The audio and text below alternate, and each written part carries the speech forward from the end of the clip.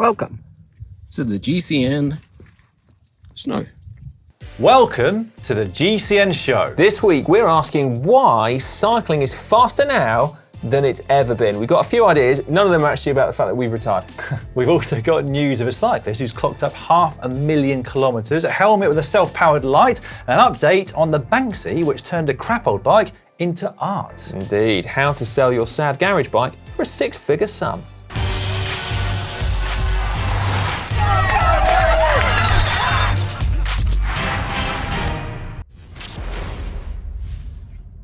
This week in the world of cycling, we learned that altitude training has just gone up a gear. Yeah, former Giro d'Italia winner Richard Carapaz has been training at home in Ecuador and reached 4,800 metres up on the slopes of the volcano Cotopaxi. Also riding a bit of gravel too. On a Pinarello F12, as you do. Yeah, although don't pretend like we don't have those same sorts of privileges. True. So, we've also been learning just what it would take to break an electronic group set. And in doing so, we discovered the strange fact that Hank must be one of the few people to own a mini digger, but not a spade. Weird. Now, how that relates to Shimano Di2, you will just have to wait for. Finally, this week though, we learned that in the first 10 kilometres of World Tour racing in 2021, Alex Dowsett averaged 62 kilometres per hour. Still can't believe it. On a flat road, yeah, we should that, point out. I think is like the work equivalent of having a really long holiday. And then the moment you get back to work, you've got to give a presentation to the entire company. Yeah, well, it didn't seem like there's much easing himself back into racing, was Nope. it? That was the opening stage of the UAE Tour, where the threat of crosswinds meant that all hell let loose as soon as the flag was dropped by the lead car. A further data point from Filippo Ganna showed that he had averaged over 60 kilometres per hour for the first 25 kilometres of the race. Sorry, Dan, data point? Yeah. Sounds very intelligent. Where did that come from? Well, it's from the scriptwriters. Oh, right, nice.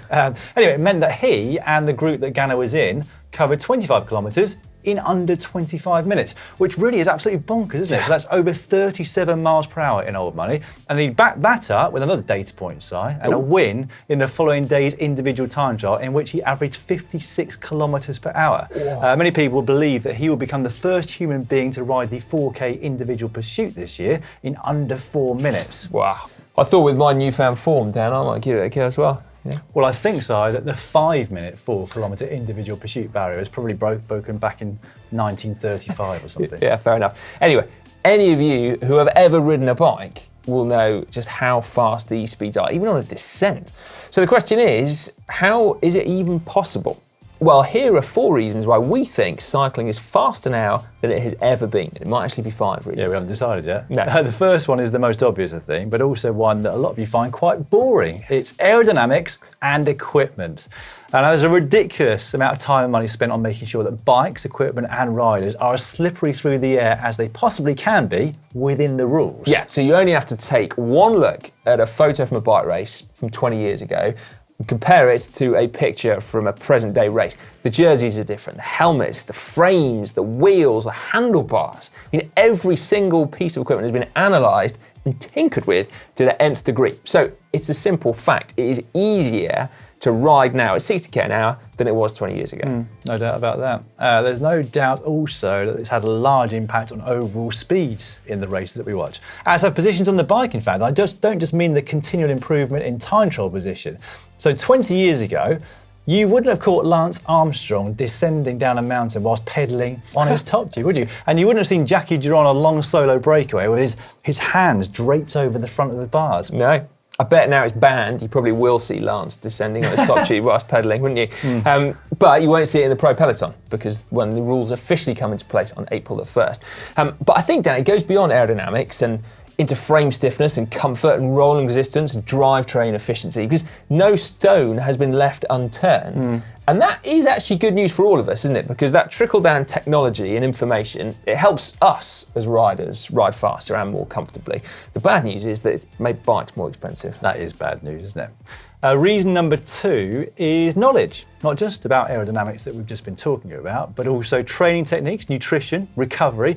I mean, bike riders are simply better optimised, I think, now. They don't even go out to nightclubs during stage races anymore. I know. And that's not coronavirus related either, by the way. That actually stopped a fair few years ago, I think. Well, when did you retire? 2012. 2012. I think it stopped in 2012. Yeah, hungover bike races are a thing of the past, thankfully. Because if you want to do well at cycling, you really need to just try harder, not just when you're racing or in training, but in life, generally. Yeah, you've got to tick every box, haven't you? You have. And I think it's easier to get that knowledge now, though, isn't it? Not that it's hard to know that you shouldn't be hungover, but when I was young and eager to learn about training, that came from basically reading magazine articles or the odd book and some help from local clubs. And that was pretty much it. Now, you've got that incredible wealth of information out there, and knowledge is power, isn't it? Indeed. Right, number 3 now then, natural progression. So if that is where the bar is currently, the aim for everyone is to naturally meet that bar or raise it even further, isn't it? And again, I think it's the same for most things, not just cycling. Skateboarding, for example, the stunt that we all gasped in awe at in 1990, it's probably seemed tame now. It's as tame as something doing a wheelie. No one would be impressed at all. I think that's a very good point, although I do like wheelies, as you know. Oh, I'm still impressed by your wheelie as well, actually. I think that the cycling equivalent of skateboard tricks is probably watts per kilo, isn't it? So if you know that 6.2 watts per kilo is there where the bar is at the moment, then if you're talented enough, 6.3 is your aim, isn't it? I think it's a bit nerdier than your average skateboard trick, but yeah, I know what you mean. But just like skateboard tricks, you can aim for 6.3 all you want, you're not going to get there. Yeah, but there are naturally talented riders out there who will have that aim and that determination and the ability to get there. So naturally, things are going to get higher in terms of the bar and things are going to get faster. Although with cycling, things had to get slower, didn't they, before they got faster again, for obvious reasons. Yeah, what obvious reasons were those then? The obvious reasons being that people stopped taking drugs. Yes, obvious reason. Right, number 4 then is strength in depth. And I think that this is a combination of the 2 previous points that we've been talking about. They have both contributed to there being more riders than ever before at an extremely high level. And obviously the more riders there are at that level, the faster the peloton is going to roll along from place to place. Well, yeah, simple physics, isn't it? I guess the question at the end of all of this though, Dan, does that mean that you and I end up going faster too? And you and us as well? Because to a certain extent, I think, yeah, it does. Certainly I've benefited hugely from improvements in equipment. I'm not that much slower rolling around roads near my house than I was when I was racing full time, despite being older and considerably less fit. I have a sneaky feeling you'd get your ass kicked if you did an actual race though, Si. Well, I would, because we'd all have the same equipment.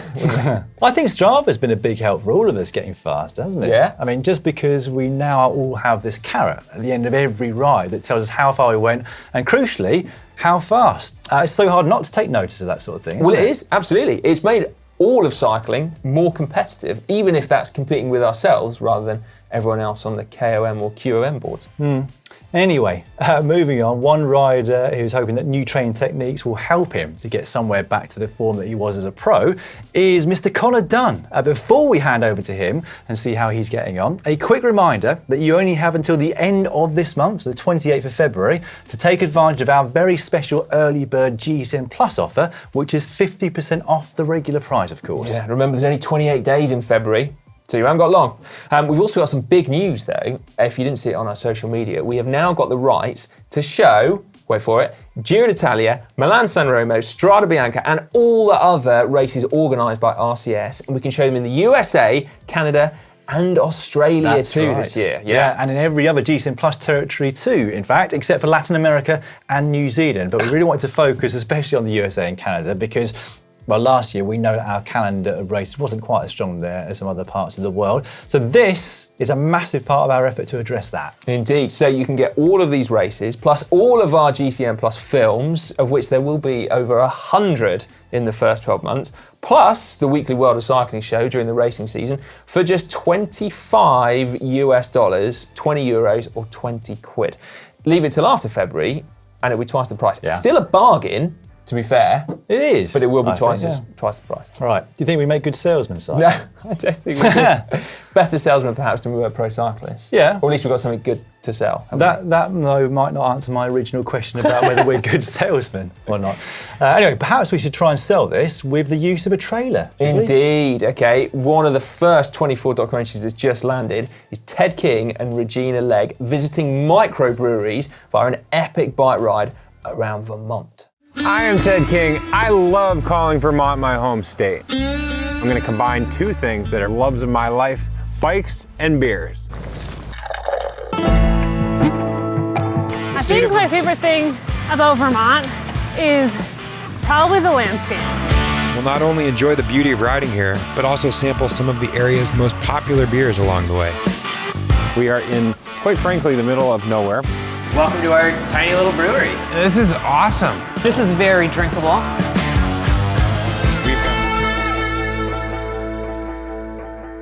Great stuff, although I can't help but wonder why I wasn't invited on that trip. But anyway, we should move on to Connor to see how he's getting on 5 weeks into his challenge to regain as much of the fitness that he's lost since retiring as he can. So Connor, I have to ask, how's your training going? It's going well actually, thanks man. Yeah? So we've been filming all day today and tell you what, I've been feeling good on the bike. I think the sessions are really starting to pay dividends actually. So last week we actually had a really tough week out on the group rides on Zwift. There was about 250 people joining me on Thursday for a VO2 max session, which was pretty brutal. And everyone was saying it actually on the ride, but it was the hardest one yet. But those are sort of sessions which I really think are going to help me improve my FTP at the end of this challenge. So I'm happy with it. I'm happy with the pain. And what's it like being back training after having a whole year of just doing what you want? Yeah, it's really good actually. So when I stopped racing, I actually didn't do any structured training at all. And I quite enjoyed getting out, riding my bike and having fun, but I have found throughout this that I do need a bit of structured training just to keep myself on track. And it also gives me something to look forward to. Just knowing that I have that ride on the Tuesday and Thursday every day. So I think even when this is over, I'm going to keep it going. That's good, keep it. Yeah, try and do a little bit every week. Now, next week I've got a bit of an easier one actually. So on Tuesday, there's no training, just free ride. And then on Thursday, we'll be back to it at 9:30 AM GMT. Come and join me on Zwift and push on in the last few weeks of this epic training plan. The question is, can I drop you? Oh, still rubbing it in. Come on, Connor, I thought you were fit. And of course, we can't all have the superior fitness of Manon. I can't promise that on this training plan. See you on Thursday, everyone. Woo. Next up, your weekly GCN Inspiration. This is, of course, where we pick 3 of our favourite inspirational photos or videos that you have posted to the GCN app, each of which will receive a prize. Indeed, third prize this week. It's almost like a customary one now, isn't it? GCN Elite water bottle. So there we go. Winning said water bottle is Matthew Kaiser with this photograph. Very simple caption, Cape Town summer. And I actually don't think he needs to say anything else. No, well, a picture says 1,000 words, as they often say, so he didn't need to do any more words, did he? Amazing. Right, moving on to second place. That person will receive a maintenance book and Epic Climbs Col de Galibier t-shirt as well. And that person is David145, who put Little Miami Bike Trail is an old rail trail here in Cincinnati. Took the day after a large snowfall, some winter training, but tough sledding for sure. Yeah. That's kind of cool though, isn't it, that photograph? First place this week will receive themselves some GCN Core Fan bib shorts, a plant-based cyclist book, and a large Elite water bottle. And that person is... Sorry, yes, it is Safradine. Keep up, sorry. Yeah, sorry, I'm looking at their photo, which when I saw it on the app, I literally took a screenshot and sent it straight to you, didn't I? Yeah, you did. First prize, yeah. So that is amazing. The rolling hills of Northern California, gravel cycling paradise, a 70-mile ride with 7,500 feet of elevation gain, and I didn't see a single person the whole time. Wow. Which just sounds like paradise, doesn't it? It's weird, isn't it? Like craving social contact at the moment, going to the pub with mates and stuff. But actually, when I'm out, like in the countryside, I don't want to see anyone. It's like a weird mix, and that just sounds amazing. It's hard to do in the UK, isn't it? It's so densely populated. Indeed. Probably slightly easier in Northern California. Oh, maybe not. Anyway, some fantastic photos yet again. Obviously, we would like you to continue to contribute over on the GCN app, not least because it puts yourself in with a chance of a prize next week. It's now time for cycling shorts.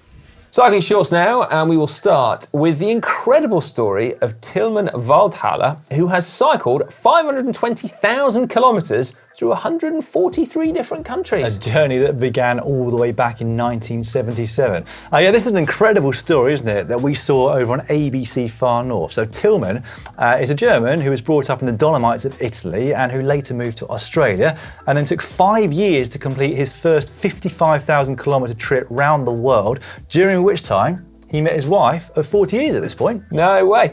In the 460,000 kilometres since then, as you can imagine, he has had a number of incredible and bizarre experiences, including sitting on a plane next to Bob Marley, which is pretty cool, and living for a year in a Togolese voodoo village in a hut that he'd made out of coconuts. Yeah, as you do. As you do.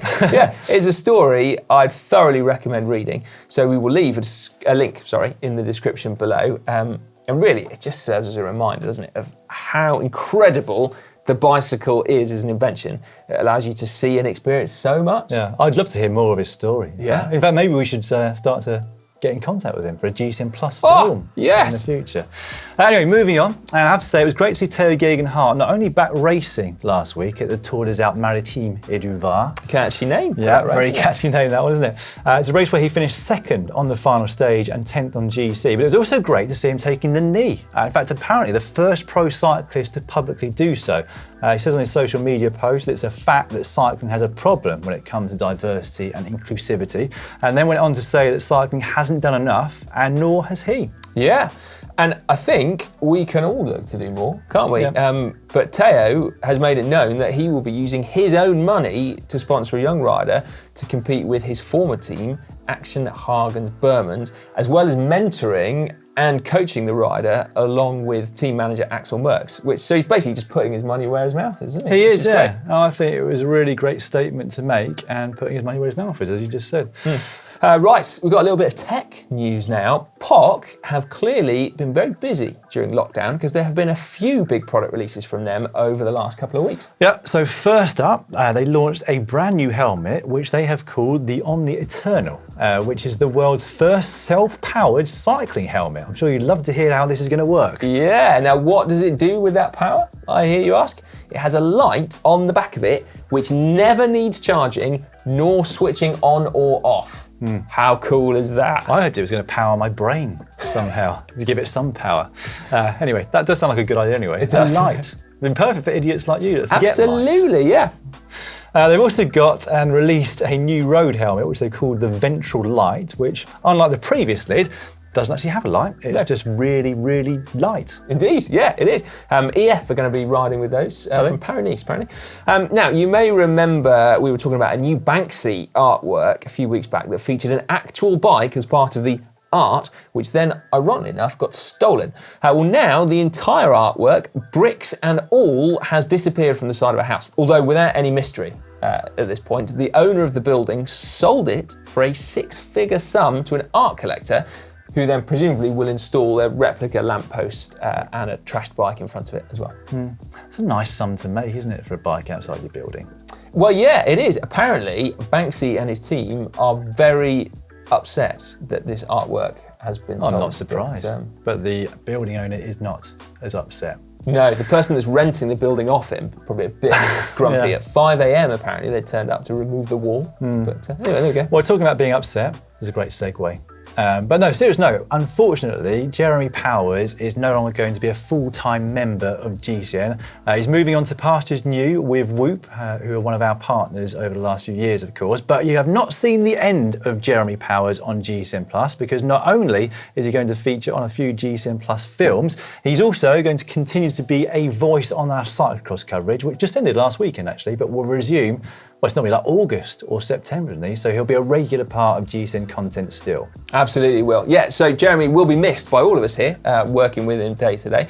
But we do wish him all the very best with his new venture. And yeah, look forward to catching up with him and working with him again as soon as we can. I would also like to say a huge thank you for everything that he's done over the last couple of years. I've certainly learnt a lot about cyclocross, not just from videos on GCN, but also from his commentary, and about gravel riding actually in general. Indeed. Yeah, thanks Jeremy. Yeah. And we will obviously see you very soon.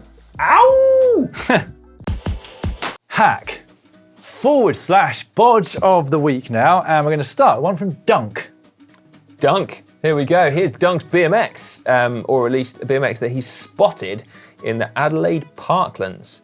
A BMX with 2 seats, which it's quite a nifty way of transporting someone. Yes, someone smaller than yourself. Indeed. So I'm immediately going to say hack, despite having seen the voting on this particular hack. Why are you going to say hack? Well, because that person might not have a load of money and they just want a way of transporting their kid to school and back.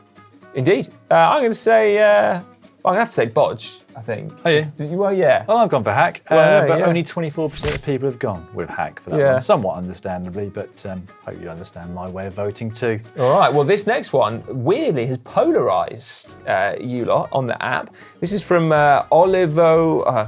Hang on a minute. Usernames are really hard to read, aren't they? Olovogrel? Yeah, maybe it could be like that.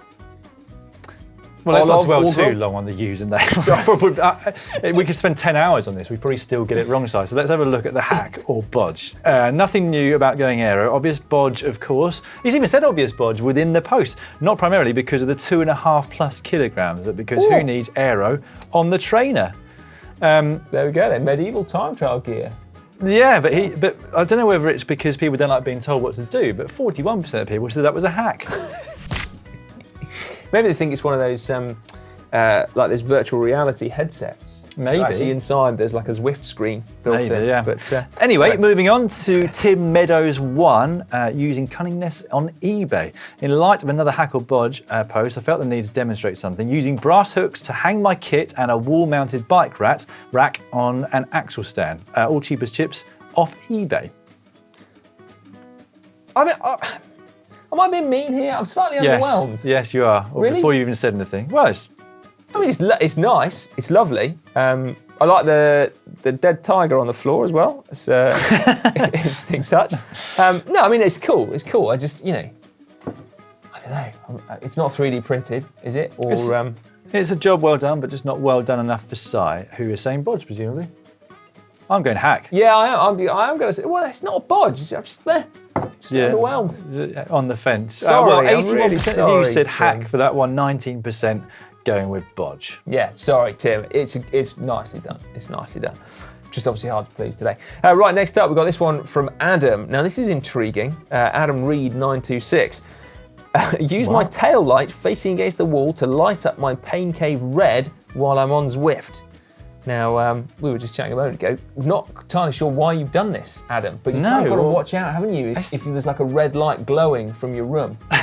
Well, yes. I mean, if that's a front room that leads out onto the street, then especially the noises you might be making whilst doing an intense workout on Zwift. The neighbours are going to be talking. Adam, you don't need to put on your red light. Adam. So we shall move quickly on to the voting then, Si. I am going to go bodge because I've got no idea why you'd want a room that colour. It doesn't look very pleasant to train in. Not at all. I'm going bodge as well. Yeah, okay. definitely. Well, we're in the minority on this side. 63% of people have said that that's hack. Might need explaining to us. Probably because we're old. I was going to say, we just don't understand why you want it to be red. But anyway, moving on to this one from Spencer Gresson.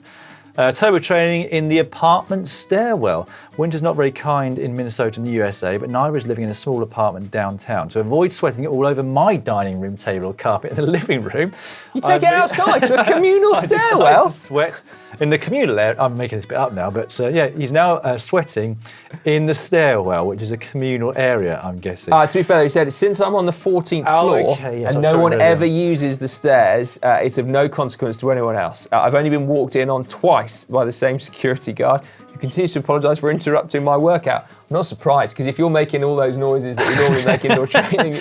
I like the fact that instead of putting no, he put BO. It's a BO consequence to anyone else.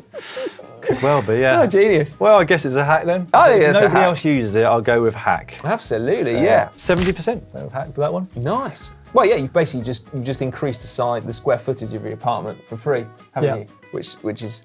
Well, that's a hack from me as well. Right, next up, we've got this one from Josh Proctor. I'd like to say he took inspiration from Alex's homemade rocker plate on GCN Tech, but technically we'd have got this before Alex made his. But anyway, here we go. A DIY rocker plate. It looks nicely done, doesn't it, actually? It does, yeah.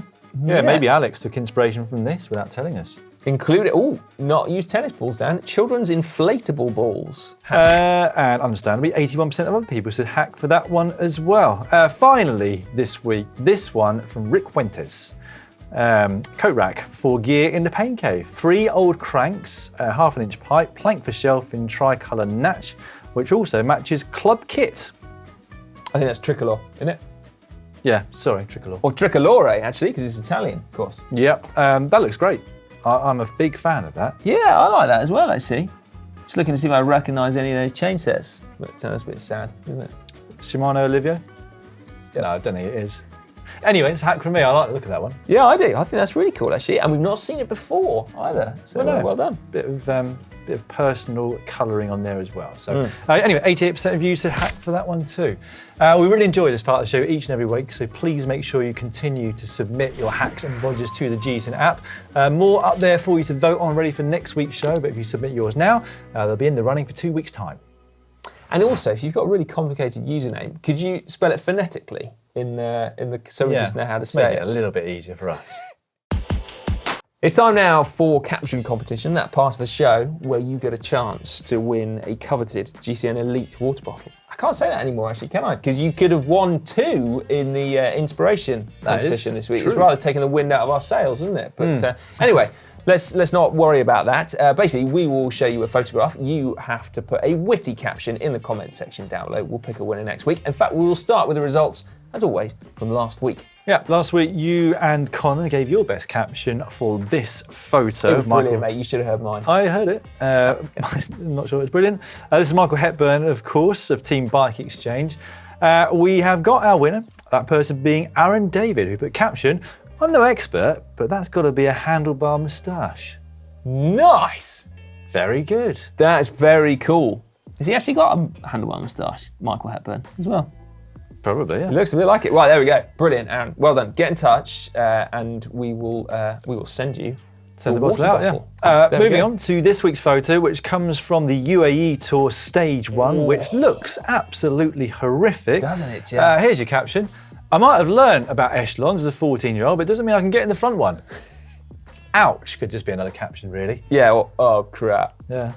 By the way, if you're wondering what an echelon is, that is a prime example where the wind has come from the side, and in order to get shelter, you have to go sort of just behind and to the side of the person in front. Yes. Which means that you end up with that. Road.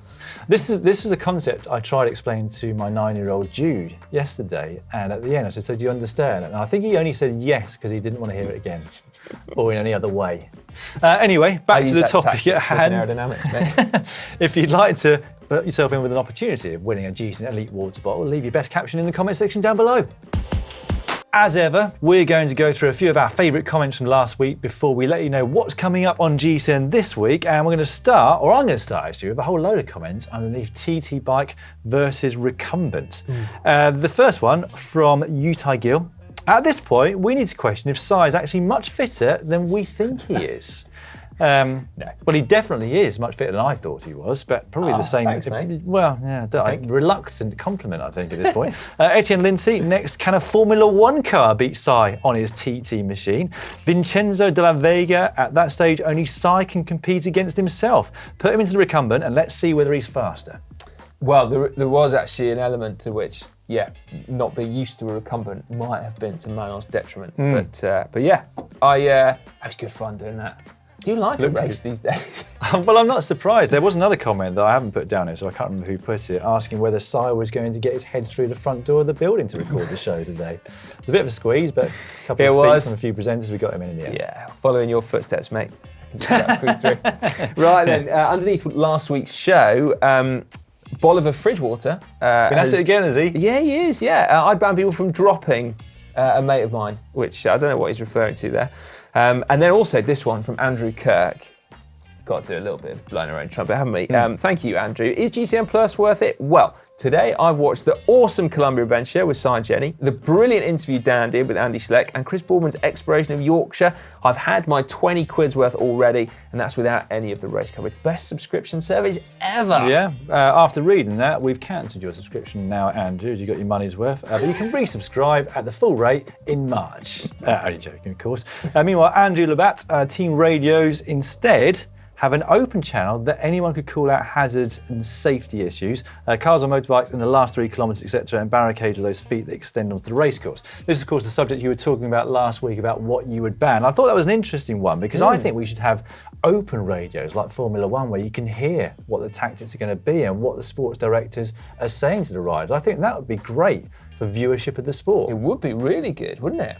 Yeah, that would be really good. Yeah, I like that very much. Cheers. I mean, to be fair, you can't often hear very much over race radio, can you, when you're riding along? Well, there is that, yeah. But then the director says, yes. Has no idea what they've said. Anyway, coming up on the channel this week, on Wednesday, how to ride endurance with Mark Beaumont, who knows a thing or two. I watched his round the world thing for a second time. I don't know why I watched it, because it just frightens me every time I see and think about riding around the world and doing 16, 17 hours a day. Well, so we've got a new one coming on GCN Plus next month, which is his Africa solo one, which he did. It's a few years old now, but we've got brand new edit, unseen footage, and that is unbelievable as well because he was self-supported. Oh God, yeah, the guy's a machine, isn't he? Anyway, on Thursday, the making of The Longest Descent, which is also, of course, featuring Mark Beaumont with Hank. And Friday, it's Meet the Presenters. First time we've done for a while, isn't it? But in this instance, it's Jenny Graham, ultra endurance legend herself. Indeed. So she's not a full-time member of GCN. But she has featured in an awful lot of GCN Plus films. So we thought it'd be great for you to meet her and so you can get a bit of background on some of her incredible exploits on the bike. And then on Saturday, we have got unrestricted e-bike versus road bike, which is awesome. So obviously it's highly legal, so we took it to a closed circuit test track. But yeah, you wait for that one. That is cool. And then on Sunday, we talked about it earlier on, can you destroy an electronic group set? Just what will it take? I'd like to say, by the way, that no bikes were harmed in the making of that, but well. We've tried very hard to destroy it as well, so make sure you watch that one. Monday is the Racing News Show, and speaking of racing, you are able to continue watching the UAE Tour over on GCN Plus in all GCN Plus territory, except for New Zealand and Latin America. And on Sunday, we have got Kuurne Brussels Kuurne, which is one of the opening weekend races. We don't currently have Omloop. We are still trying. We've never advertised as having it. I know a few of you are disappointed, and we are as well. We'd love to have it. We're trying our very best. Hopefully something might change, but it might not. We are going to finish this show this week with an extreme We've got corner. extreme corner, have we? Yeah, which we haven't done for a long time. This was a clip sent in from Sem Cock.